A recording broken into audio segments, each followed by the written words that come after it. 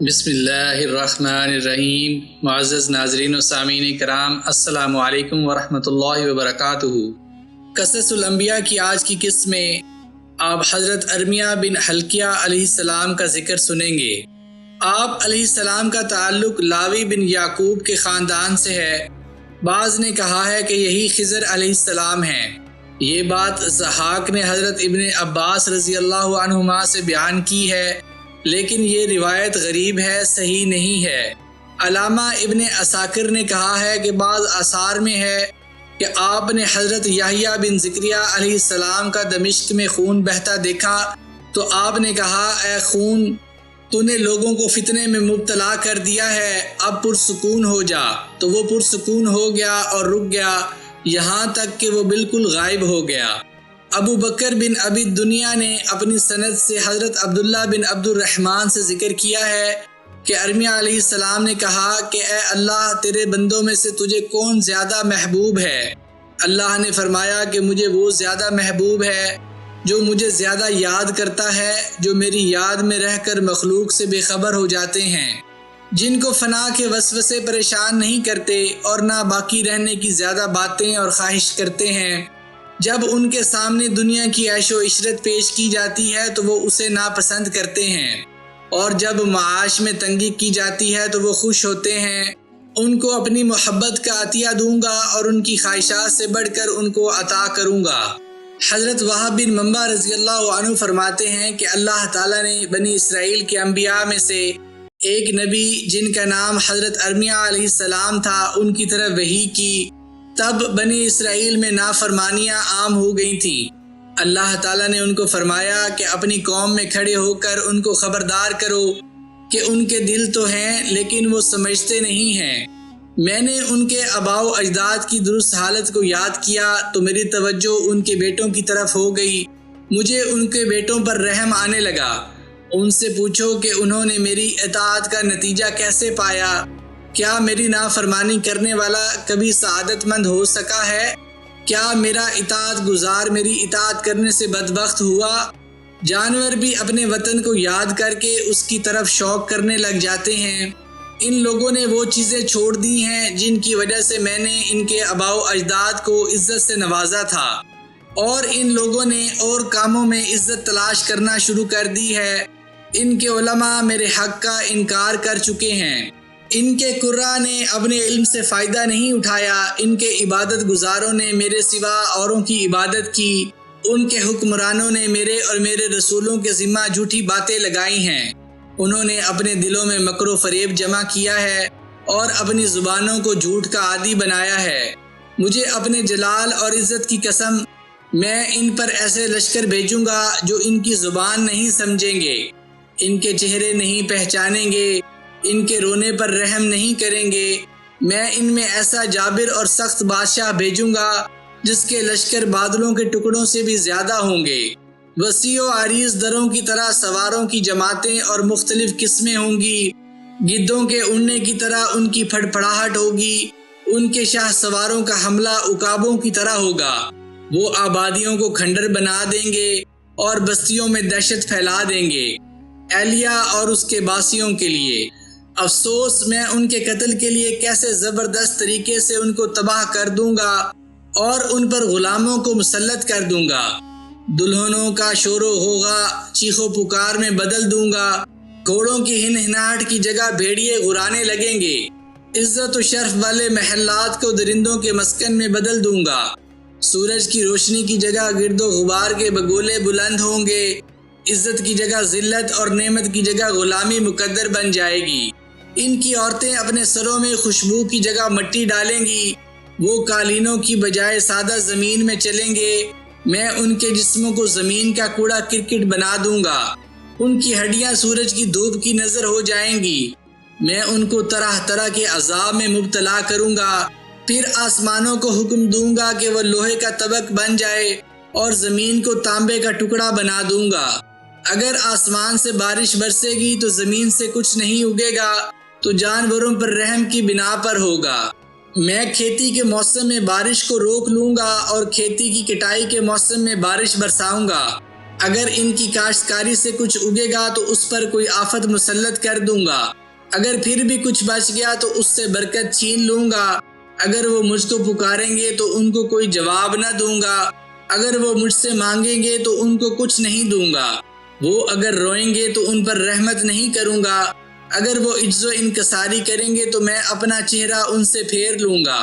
اسحاق بن بشر نے وہب بن منبع رضی اللہ عنہ سے روایت کی ہے کہ اللہ تعالیٰ نے جب ارمیہ علیہ السلام کو بنی اسرائیل کی طرف بھیجا تو اس وقت ان میں بہت بڑے بڑے حادثات رونما ہو چکے تھے، وہ اللہ کی نافرمانیوں میں مبتلا ہو چکے تھے، یہاں تک کہ انہوں نے انبیاء علیہ السلام کا قتل بھی کیا۔ تو بخت نصر نے ان کو فتح کرنے کا ارادہ کیا اور اللہ تعالیٰ نے بھی ان کے دل میں ان پر حملہ کرنے کی بات ڈال دی، کیونکہ اللہ تعالیٰ اس کے ذریعے سے ان سے انتقام لینا چاہتا تھا۔ پھر اللہ تعالیٰ نے حضرت ارمیہ علیہ السلام کی طرف وحی کی کہ میں نے بنی اسرائیل کو ہلاک کر کے ان سے انتقام لینا ہے، لہٰذا آپ صخرہ بیت المقدس پر ٹھہر جائیں، آپ پر میری وحی اور میرا حکم نازل ہوتا رہے گا۔ حضرت ارمیہ علیہ السلام وہاں کھڑے ہوئے، انہوں نے اپنے کپڑے پھاڑ لیے اور اپنے سر پر مٹی ڈال لی اور سجدے میں گر گئے اور کہا، اے پروردگار، میں چاہتا ہوں کہ میری ماں مجھے جنم نہ دیتی، کیونکہ تو نے مجھے انبیاء بنی اسرائیل میں سے آخری نبی بنایا ہے اور بیت المقدس کی بربادی اور بنی اسرائیل کی تباہی میری وجہ سے ہوگی۔ اللہ تعالیٰ نے فرمایا کہ اپنا سر سجدے سے اٹھاؤ۔ آپ نے سر اٹھایا اور رو دیے اور عرض کی، اے اللہ، تو ان پر کس کو مسلط کرے گا؟ اللہ نے فرمایا کہ آگ کے پجاریوں کو، جو میری سزا سے نہیں ڈریں گے اور مجھ سے ثواب کی امید نہیں رکھیں گے۔ اے ارمیہ، کھڑا ہو اور میری وحی سن، میں تجھے تیری اور بنی اسرائیل کی خبر دیتا ہوں، میں نے تجھے پیدا کرنے سے پہلے ہی چن لیا تھا، میں نے تجھے اس سے پہلے ہی مقدس کر دیا کہ میں تیری ماں کے رحم میں تیری تصویر بناتا اور تیری ماں کے پیٹ سے نکالنے سے پہلے تجھے پاک کر دیا، تیرے بالغ ہونے سے پہلے تجھے خبردار کر دیا، جوانی کی عمر کو پہنچنے سے پہلے ہی تجھے منتخب کر لیا اور عظمت والے کام کے لیے تجھے پسند کر لیا۔ پس بادشاہ کے ساتھ کھڑے ہو جاؤ اور اسے دوست رکھو اور اس کی رہنمائی کرو۔ حضرت ارمیہ علیہ السلام اللہ تعالیٰ کا یہ حکم سن کر بادشاہ کے ساتھ رہ کر اس کو درست رہنمائی کرتے تھے۔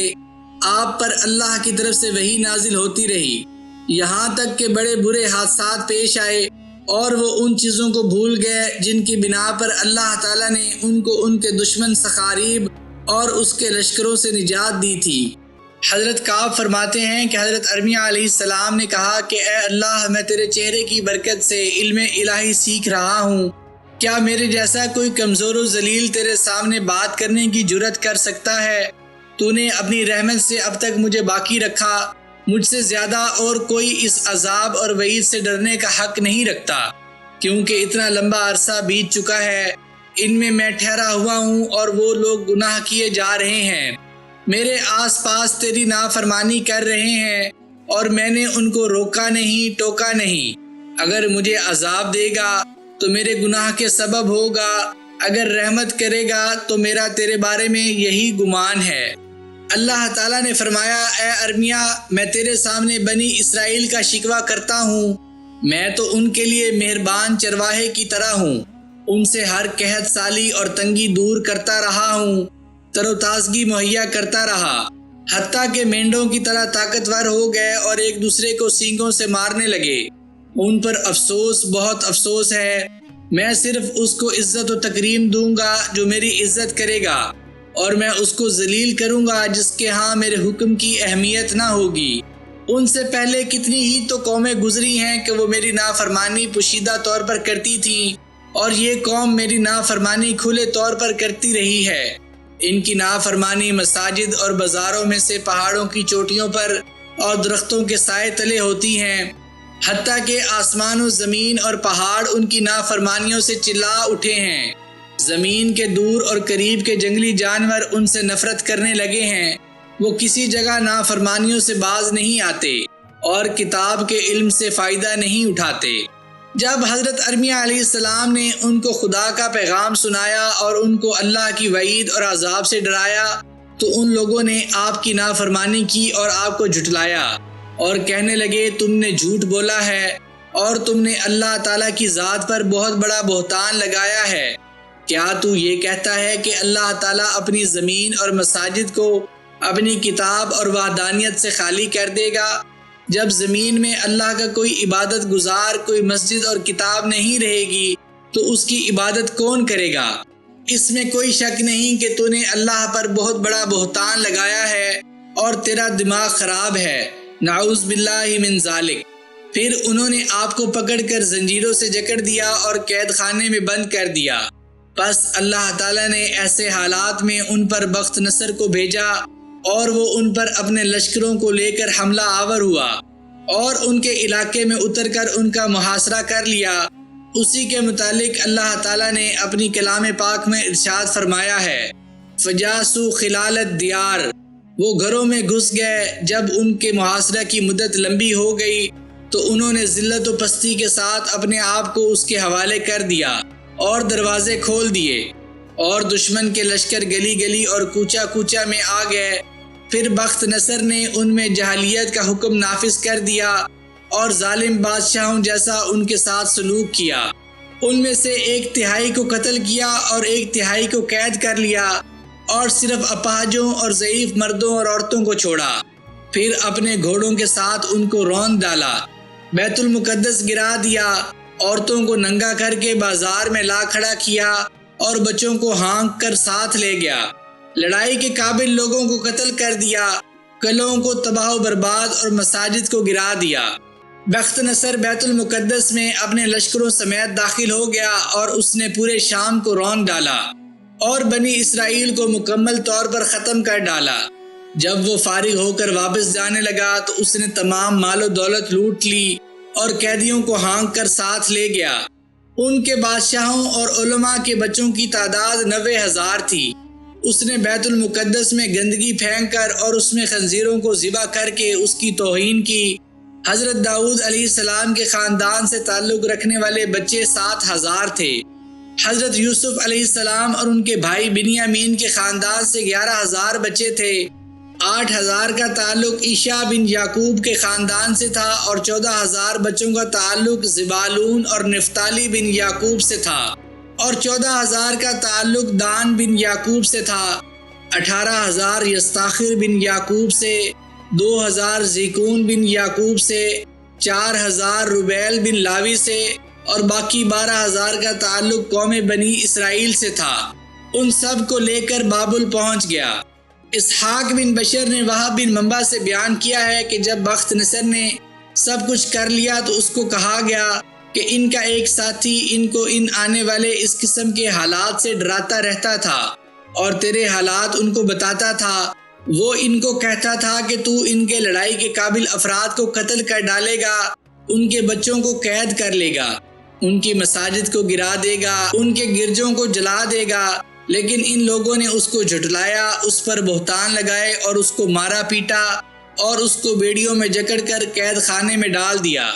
بخت نصر کے حکم سے حضرت ارمیہ علیہ السلام کو قید خانے سے نکالا گیا اور اس نے آپ علیہ السلام سے پوچھا کہ کیا تو واقعی ان کو پیش آنے والے حالات سے ڈراتا تھا؟ آپ نے فرمایا ہاں۔ بخت نصر نے کہا کہ تجھے اس کا کیسے علم ہوا؟ آپ نے جواب میں فرمایا کہ اللہ تعالیٰ نے مجھے ان کی طرف رسول بنا کر بھیجا تھا تو ان لوگوں نے مجھے جھٹلایا۔ بخت نصر نے کہا کہ کیا واقعی انہوں نے تجھے جھٹلایا اور قید میں ڈالا؟ آپ نے فرمایا ہاں۔ بخت نصر نے کہا کہ وہ بہت بری قوم ہے جس نے اپنے نبی کو جھٹلایا اور اپنے رب کے پیغام کو بھی جھٹلایا۔ اس بات کے سننے کے بعد بخت نصر نے کہا کہ کیا آپ میرے ساتھ چل سکتے ہیں؟ میں آپ کی بہت عزت اور تکریم کروں گا اور آپ کا خیر خواہ ہوں گا، اور اگر آپ پسند کریں تو میں آپ کو آپ کے علاقے میں چھوڑ دیتا ہوں اور آپ کو امن و امان دیتا ہوں۔ حضرت ارمیہ علیہ السلام نے بخت نصر کو جواب میں فرمایا کہ اس وقت میں اللہ کی پناہ میں ہوں، جب تک کہ میں خود اس کی فرما برداری سے نہیں نکلا، اور بنی اسرائیل بھی اگر اللہ تعالیٰ کی اطاعت سے نہ نکلتے تو وہ بھی تجھ سے نہ ڈرتے اور نہ کسی اور سے ڈرتے، اور نہ کوئی ان پر غلبہ حاصل کر سکتا۔ جب بخت نصر نے حضرت ارمیہ علیہ السلام کی گفتگو سنی تو انہیں چھوڑ دیا تو حضرت ارمیہ علیہ السلام اپنی جگہ ایلیا میں ہی ٹھہرے رہے۔ اس روایت کے الفاظ غریب ہیں، لیکن اس میں بہت سی حکمت و دانائی و واعظ و نصیحت اور عمدہ قسم کی باتیں ہیں۔ حشام بن محمد نے کہا ہے کہ بخت نصر بادشاہ فارس کی طرف سے اہواز اور روم کے درمیانی علاقے کا بادشاہ تھا اور ایران کا بادشاہ لہراسب تھا۔ اسی نے بلخ شہر آباد کیا تھا جس کو خنسا کہا جاتا ہے۔ اس نے ترکوں سے لڑائی کی اور ان کو تنگ جگہوں پر دھکیل دیا، اور اسی نے بخت نصر کو بھی بنی اسرائیل سے لڑائی کرنے کے لیے روانہ کیا۔ ابن جریر نے حضرت سعید بن مسیب رضی اللہ تعالی عنہ سے بیان کیا ہے کہ بخت نصر جب دمشق میں آیا تو اس نے دیکھا کہ کوڑا کرکٹ کے ڈھیر پر خون جوش مار رہا ہے، تو اس نے لوگوں سے اس کے متعلق وجہ دریافت کی، تو لوگوں نے جواب دیا کہ اپنے باپ دادا کے زمانے سے ہم یہ خون دیکھ رہے ہیں، جب کوڑے کرکٹ کی تہ اس پر آتی ہے تو یہ خون اس کے اوپر آ جاتا ہے۔ بخت نصر نے اس جگہ مسلم اور غیر مسلم 70,000 قتل کیے، پھر یہ خون کا سلسلہ بند ہو گیا۔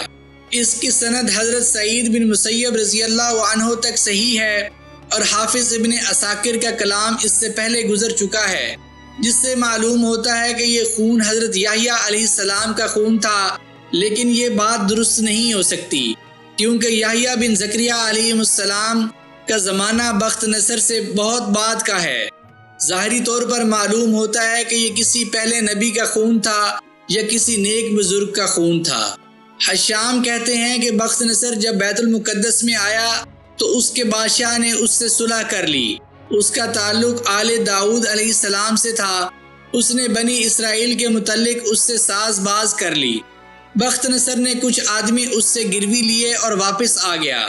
جب وہ تبریہ کے علاقے میں پہنچا تو اس کو اطلاع ملی کہ بنی اسرائیل نے اس سے بغاوت کر کے اس بادشاہ کو قتل کر دیا ہے، کیونکہ اس نے بخت نصر سے صلح کر لی تھی۔ بخت نصر نے اس کے گروی تمام آدمیوں کی گردنیں اڑا دی اور واپس آیا اور شہر پر زبردستی قبضہ کر لیا اور لڑائی کے قابل افراد قتل کر دیے اور بچوں کو قیدی بنا دیا۔ پھر جب بخت نصر نے حضرت ارمیہ علیہ السلام کو قید سے باہر نکالا تو اس نے آپ سے کہا کہ وہ بری قوم ہے جس نے اللہ کے رسول کی نافرمانی کی۔ پھر اس نے حضرت ارمیہ علیہ السلام کو چھوڑ دیا اور ان سے اچھا سلوک کیا۔ ظلم میں پسے ہوئے بنی اسرائیل کے باقی ماندہ لوگ آپ کے پاس جمع ہوئے اور کہنے لگے کہ یقیناً ہم نے برا کیا اور اپنے اوپر بہت بڑا ظلم کیا۔ اب ہم اللہ تعالیٰ سے اپنے گناہوں کی معافی مانگتے ہیں۔ آپ ہمارے لیے اپنے اللہ سے دعا کریں کہ ہماری توبہ قبول فرمائے۔ تو حضرت ارمیہ علیہ السلام نے اپنے اللہ سے دعا کی تو اللہ تعالیٰ نے آپ کی طرف وحی کی کہ میں ایسا نہیں کروں گا۔ اگر وہ توبہ کرنے میں سچے ہیں تو وہ تیرے ساتھ اسی شہر میں مقیم ہو جائیں۔ حضرت ارمیہ علیہ السلام نے ان کو اللہ تعالیٰ کے حکم کی اطلاع دی تو وہ کہنے لگے کہ ہم اس شہر میں کیسے آباد ہو سکتے ہیں، یہ تو تباہ و برباد ہو چکا ہے، اور اللہ اس شہر کے رہنے والوں پر ناراض ہوا، پس انہوں نے وہاں ٹھہرنے سے انکار کر دیا۔ ابن کلبی نے کہا ہے کہ اس دور سے بنی اسرائیل مختلف علاقوں میں منتشر ہو گئے، کچھ حجاز میں، کچھ یثرب میں اور کچھ وادی القرہ میں آباد ہو گئے، اور کچھ لوگ مصر کی طرف چلے آئے۔ بخت نصر نے اس کے بادشاہ کی طرف خط لکھا کہ ان لوگوں کو ہماری طرف واپس کر دو، لیکن اس نے انکار کر دیا۔ تو بخت نصر اپنے لشکر کے ساتھ ان پر حملہ آور ہوا اور ان سے لڑائی کی اور فتح یاب ہوا اور ان کے بچوں کو قیدی بنا لیا۔ پھر مغربی علاقوں کی طرف آگے بڑھا اور آخری کونے تک پہنچا۔ وہ سرزمین مصر، بیت المقدس، فلسطین اور اردن سے بہت سے قیدی ساتھ لے کر واپس ہوا۔ ان قیدیوں میں دانیال بھی تھے۔ ابن کثیر کہتے ہیں کہ ظاہر یہ ہے کہ چھوٹے دانیال بن حزقیل علیہ السلام تھے، ان سے بڑے دانیال مراد نہیں ہیں، جیسا کہ وہب بن منبع نے بھی ذکر کیا ہے۔ واللہ عالم۔ معزز ناظرین و سامعین کرام، یہ تھا قصہ اللہ کے نبی حضرت ارمیہ علیہ السلام کا۔ میں امید کرتا ہوں کہ آپ کو آج کا یہ قصہ ضرور پسند آیا ہوگا۔ اگر آپ کو یہ ویڈیو پسند آئی ہو تو اسے لائک، شیئر اور سبسکرائب ضرور کر دیجیے گا۔ مجھے اپنی دعاؤں میں یاد رکھیے گا۔ جزاک اللہ۔